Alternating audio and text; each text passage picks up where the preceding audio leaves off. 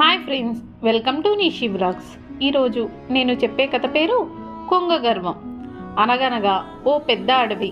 అందులో ఒక కొంగ నివసించేది. దానికి చాలా గర్వం. తనంత దూరం ఎవరూ ఎగరలేరని మిడిసి పడుతూ ఉండేది. ఓ రోజు ఓ బుజ్జి పిచ్చుక కొంగ కంట పడింది. దాని దగ్గరకు వెళ్ళి, ఓ పిరికి పిచ్చుక, నీకు నా అంత ధైర్యమూ లేదు, నాలా పెద్ద రెక్కలు లేవు, ఎక్కువ దూరము ఎగరలేవు, నా అంత బలం అంతకన్నా లేదు. అయినా చిన్న చిన్న గింజలు పురుగుల్ని తిని బతికే నీకు నాతో పోలిక ఏంటి అని నానా మాటలు అంది. దీంతో పిచ్చుకోకు కాస్త కోపం వచ్చింది.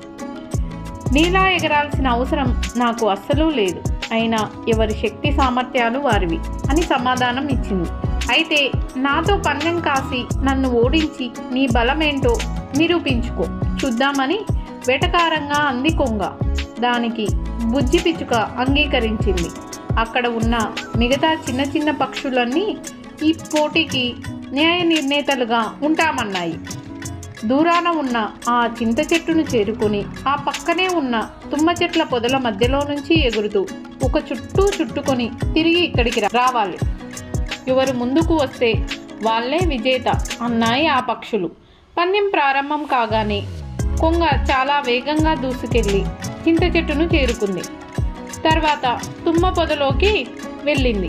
కానీ పొడవైన కొంగ రెక్కలు ఓ రెండు కొమ్మల మధ్య ఇరుక్కుపోయాయి.